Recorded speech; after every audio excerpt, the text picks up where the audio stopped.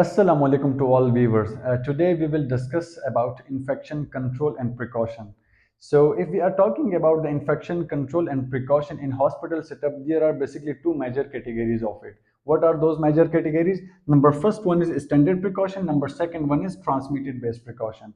So standard precaution के standard precaution में हमारे जो टारगेटेड पेशेंट है कौन कौन से हैं, तो all kind of patients, those patients who are coming at hospital setup, उनके डायग्नोसिस कंफर्म नहीं है, उनके लिए हम स्टैंडर्ड प्रिकॉशन लेते हैं। अच्छा, अब स्टैंडर्ड प्रिकॉशन में हम क्या क्या चीज़ें हम यूज़ करते हैं? पीपीईज, जो पर्सनल प्रोटेक्टिव इक्विपमेंट है, like our gloves, gown and goggles. तो जितने भी हमारे पास इक्विपमेंट्स हैं हम यूज़ करेंगे to protect our self from infection. अच्छा, क्योंकि पेशेंट के डायग्नोसिस का नहीं पता, हो सकता है कि उसको कुछ भी बीमारी उसको हो सकती है, तो इसके लिए पीपीई अप्लाई होगा। अच्छा, दूसरे हमारे पास है transmitted based precaution. Transmitted based precaution के बेसिकली 4 सब टाइप्स होते हैं। What are those? Number first one is airborne, number second one is droplet, number third one is contact, number fourth one is blood and body fluid. What does airborne means? Those infection which can spread through the air. हवा के जरिए जो भी infection फैलते हैं उनको बोला जाता है।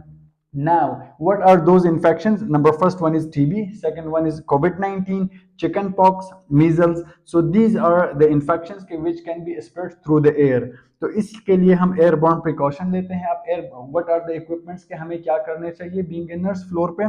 सो you should wear N95 mask आपके पास होनी चाहिए, और इस पेशेंट्स के लिए आइसोलेशन रूम का होना जरूरी है। अब आइसोलेशन रूम किस तरह का होगा, किस टाइप का होगा? नेगेटिव प्रेशर आइसोलेशन रूम का होना जरूरी है।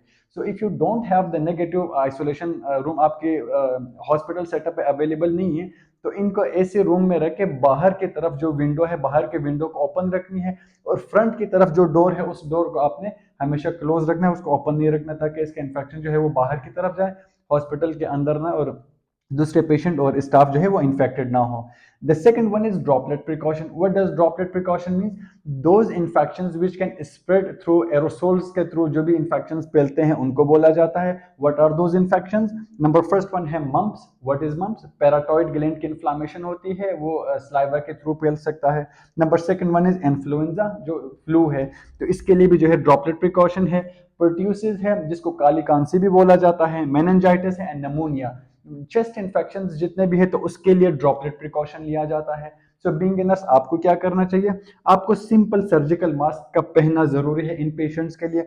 इन पेशेंट्स के लिए भी जो है आइसोलेशन रूम रिकमेंडेड है इफ पॉसिबल। अगर पॉसिबल नहीं है तो आप इनको जो है कॉर्नर बेड में भी रख सकते हैं। तीसरा हमारे पास जो है कॉन्टैक्ट प्रिकॉशन है। Contact, what does it mean? Contact precaution का मतलब ये है कि those disease which can spread through touching the patient, touch करने से जो फैल सकते हैं।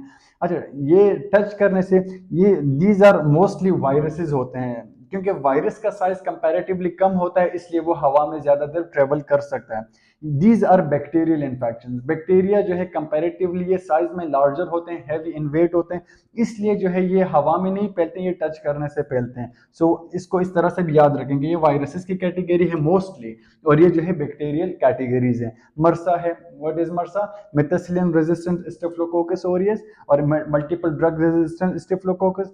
और स्किन इन्फेक्शन जितने भी हैं, जैसे हमारे पास स्केबीज आता है और बॉडी में कोई रैशेज वगैरह का डेवलप हो जाना, इसके अलावा फंगल इन्फेक्शन जितने भी होते हैं, इनके लिए हम कॉन्टैक्ट प्रिकॉशन लेते हैं। What should you do? You should wear the PP, personal protective equipment हम यूज करते हैं, जिसमें आपका ग्लव्स है, गाउन है, मास्क है, और गॉगल्स इफ नीड आप यूज कर सकते हैं। और इनके लिए आइसोलेशन क्या रिकमेंडेड है? कॉर्नर वाला बेड इनको देना चाहिए।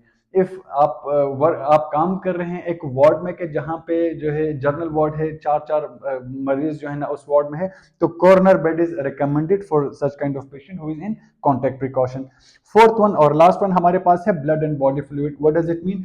Those infections which can spread through the blood and body fluids. क्या क्या इन्फेक्शंस हो सकते हैं? ये हमारे पास है hepatitis B and hepatitis C, HIV, ads.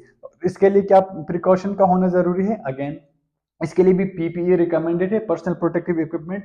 और याद रखें कि अगर कोई आपके पास इस कैटेगरी का कोई पेशेंट है, अगर आप सैम्पलिंग वगैरह कर रहे हैं, आपको डबल ग्लव्स पहनना चाहिए ताकि वो आपकी बॉडी पे ना लगे। और इसके अलावा जब भी आप कोई प्रोसीजर वगैरह करेंगे, you should wear double gloves, खुद को ज्यादा प्रोटेक्ट करने के लिए पीपी पहनेंगे। एंड सेकंड मोस्ट इंपॉर्टेंट चीज, आपको सेक्सुअल ट्रांसमिटेड डिजीज के बारे में इन पेशेंट्स को जो है आपने इनको एजुकेट करना है, कि ताकि वो अपने पार्टनर्स को जो है उनको भी इन्फेक्टेड ना करें।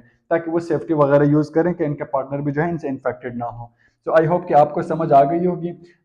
बिकॉज हॉस्पिटल सेटअप में जब हम पूछते हैं तो नर्सेज या जो भी हेल्थ केयर प्रोवाइडर्स होते हैं वो इन चीज़ों को मिक्स करते हैं कि समटाइम ड्रॉपलेट को इसमें एयरबोन में डालते हैं, एयरबोन को जो है दूसरे इसमें डालते हैं। So these are specified. I hope कि आप इसको आसानी से याद कर सकते हैं। So if you have any concern you can ask in the comments box. Thank you so much.